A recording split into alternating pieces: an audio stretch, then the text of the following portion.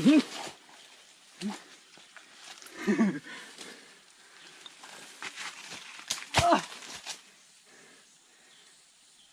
๋ยวลงมาต่อ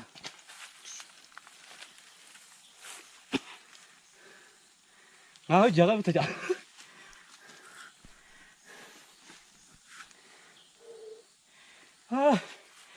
สวัสดีครับทุกคนครับนี่คือรายการ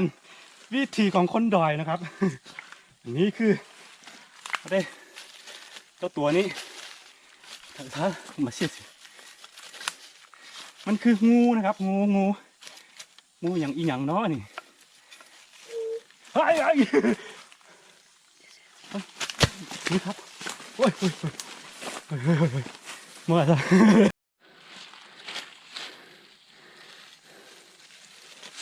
ะตัวนี้แบบ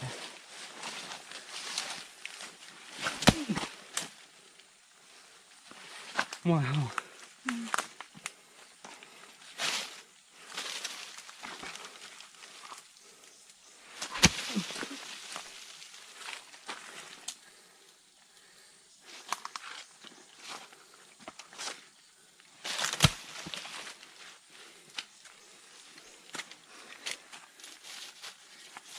ตัดสิ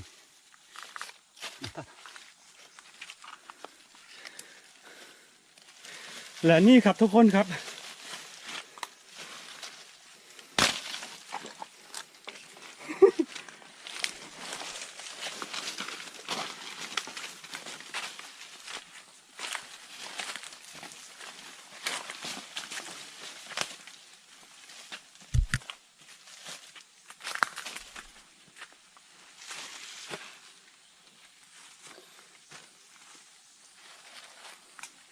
นี่ทุกคนเราลืมเปิดคลิปเป็นจริงจังๆครับเพราะว่ามันพบแบบกระทันหันนะมันคืองูบูว่ามันงูชนิดใดประเภทใดนี่คือบอกแล้วว่างูประเภทนี้เนาะบ่แม่นสัตว์คุ้มครองเนาะหรือว่าบ่แม่นสัตว์สงวนเนาะสามารถฆ่ามันได้คือค่อยเหยียบมันหนาพอดีค่อยพานมาต่ำลำธารน้ำห้วยเนาะบ่เห็นมันเกือบเหยียบมันนี่คืองูเป็นงูเป็นอย่างบ่จักเนาะบ่เป็นงูสิงเพราะว่าจะออกสีขาวๆหรือว่ามันจะหากว่าล็อกคาบบ่จักเนาะ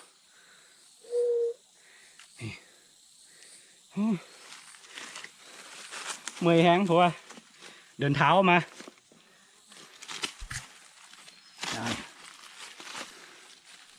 บู๊ว่ามันงูเป็นอย่างเนาะท่านผู้ใดบอกงูแล้วก็ลองคอมเมนต์เบิ่งเนาะแต่ว่าสามารถเป็นอาหารของเราได้เดี๋ยวสิไปต้มกินแองแดกหมดทุกอย่างเลยสิต้องย่านบอกต้องบอกแบบนี้เนาะคืออย่างที่บอกไปนะโบแมนซัดคุ้มครองเนาะหรือว่าโบแมนซัดตั้งวันเลยคือสามารถกินได้ขอเพียงแต่ว่าเขากินนะเขากินได้ฮะนะนี่เขาสิไปต้มกินคอยบูฮู้คือกันว่าเป็นงูประเภทใดยาวเติบเม็ดกว่า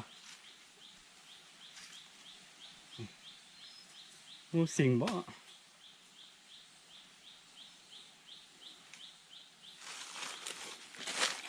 โอ้ฮอน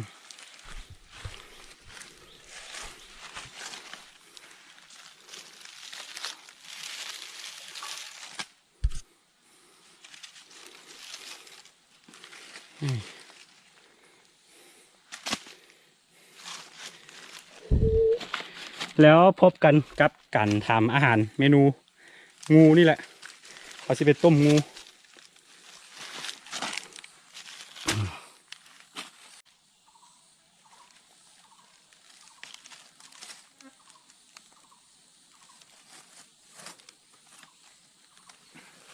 แล้วทุกคนตอนนี้ครับก็กลับมาถึงบ้านแล้วเนาะนี่ตอนนี้เราที่เอางูตัวนี้ไปทำอาหารคือเมนูของเขาคือเราจะไปนั่นเนาะจะต้มเป็นตัวเลยแต่ว่าก่อนจะไปต้มต้องเอาไปเผาไฟก่อนไปเผาเอาเกล็ดของมันออกแล้วก็พาท้องของมันคือว่าไงงูตัวหนึ่งในสามารถกินได้หมดขอเพียงแต่มาตัดหัวมันออกเนาะแล้วก็กินได้หมดเลยเนาะคือขั้นตอนต่อไปคือขอให้ทุกคนติดตามกับการเฮ็ดอาหารของอาคาน้อยเนาะตามสไตล์อาคาน้อยเนาะคือสิไปต้มสิไปลวกนะลวกสุกๆแล้วก็ไปจ้ำเจียวกินแล้วติดตาม คือตอนนี้เราซีเผาไฟแบบนี้แหละแล้วก็ซีเอาเกล็ดของมันออกเนาะเกล็ดของมันออกแล้วก็พาท้องมันแล้วก็ต้มเป็นตัวเลย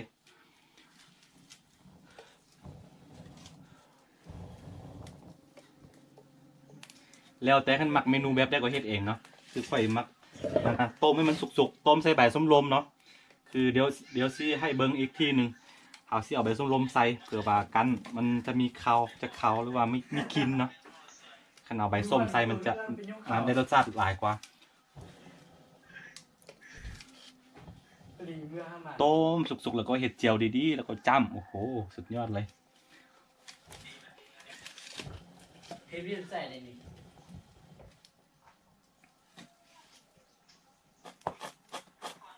คือตอนนี้เราเอาเก็ตมันออกเป็นที่เรียบร้อยแล้วขั้นตอนต่อไปก็คือเราซีพาท้องมันคือการเฮ็ดกินงูนะบ่ต้องเอาลอกหนังมันออกเนาะหนังมันคือเนื้อที่อร่อยที่สุดต้องลอกออกขั้นเอาหนังออกก็บ่มีแนวสิกินละเดี๋ยวมิดกัน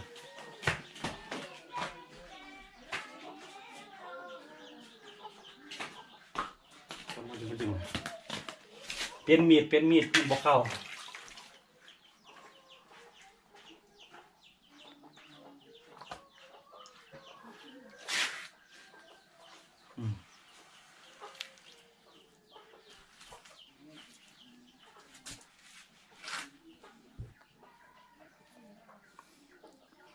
นี่ลอกแบบนี้เลยนี่เฮ้ยบีอ่ะบีของมันนะไปดองเหล้ากินได้มีวิตามินสูง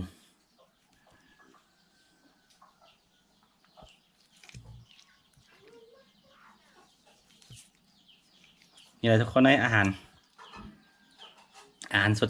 จากป่า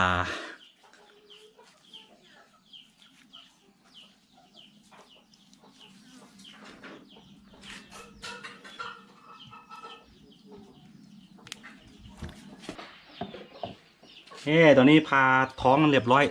ตอนนี้ก็ดึงไส้ดึงอันนั้นออกโอ้ตุ้ยอีหลีมีน้ำมัน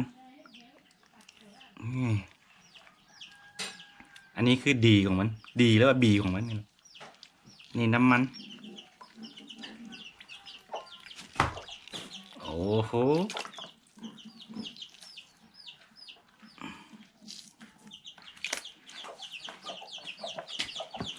ทำความสะอาดให้มันแล้วก็ไปต้มได้เลย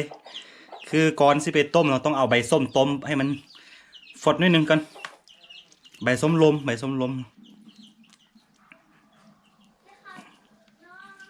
นี่ตับ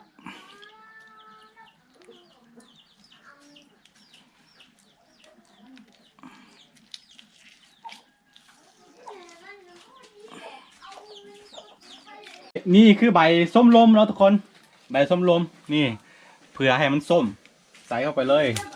หลังจากนั้นแล้วก็เขาก็จะเอาตามไปด้วยหมูนี่เห็นบ่ต้มไว้สักประมาณชั่วโมงหนึ่งเนาะเขาจึงออกมาแล้วติดตามตอนกินเนาะทุกคนเสี่ยวฝาหม้ออัดไว้ก่อนนี่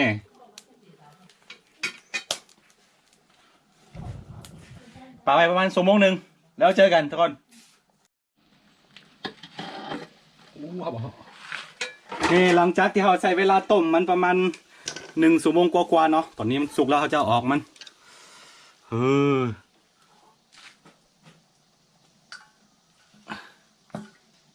นี่แล้วก็เขาจะเอาน้ำแกงมันสดผมเนาะน้ำแกงมันนะแซ่บคือกันเอาพอหอมโรยใส่แล้วก็กินได้เลยโอ้โหนี่คือน้ำมันโอเคนี่ทุกคนสุดยอดเลยนี่คือเนื้องูแล้วก็แกงของมันแล้วก็ จ้ำเจียวนี่เจียวมันโอ้โหน่ากินตอนนี้เฮาสิกินมันเนาะแล้วติดตาม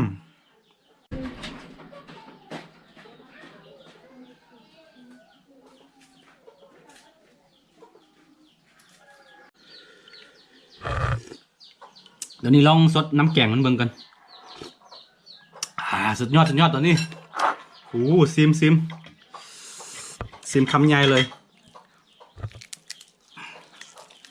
จำเจียวแล้วก็กับข้าวเจ้า เนี่ยทุกคนนี่จำเจียวนี่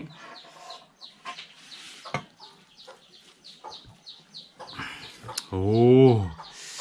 เนื้องูคือเนี่ยทุกคนโห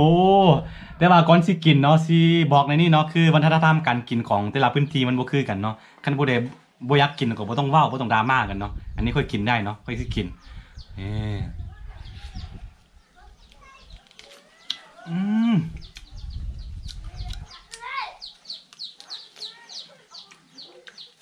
กับข้าวเจ้านิดนึงมัน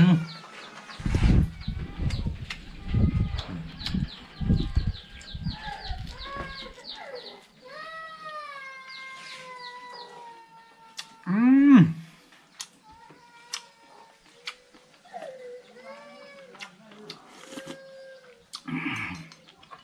มันคล้ายๆคือเนื้อไก่บ่ต่างอย่างเลยเนาะ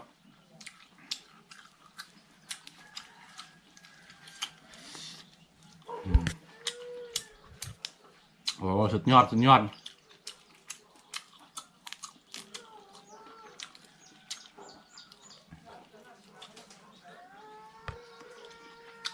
ผู้ใดบ่เคยกินก็บ่ต้องกินอันดีแล้วเนาะเดี๋ยวกันกินแล้วสิติดตัวมันแซ่บพอดอืม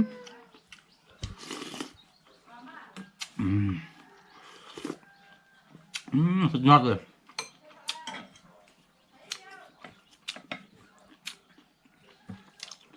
นี่คือน้ำมันอืม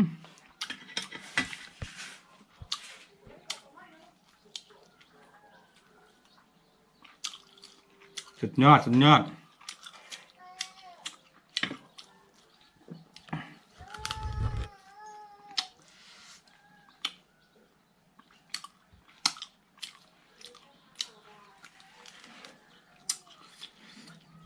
โอ้อาหารชั้นดี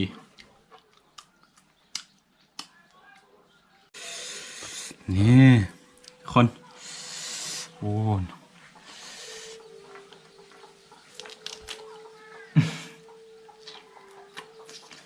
อืมสุดยอดสุดยอด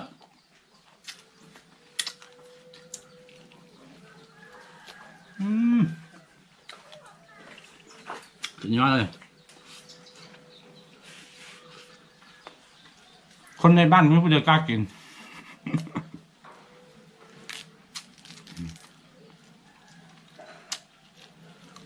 อืม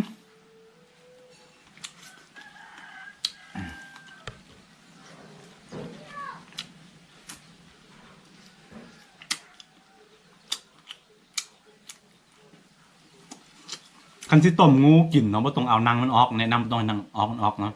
หนังมันคือเนื้อที่อร่อยที่สุด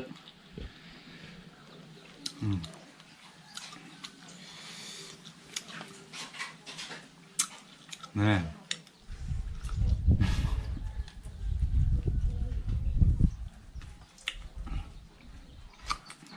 จดแกงเข้าไป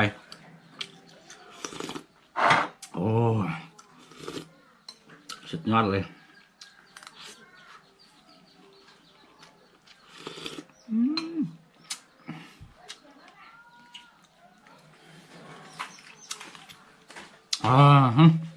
แซ่บเกินแซ่บเกิน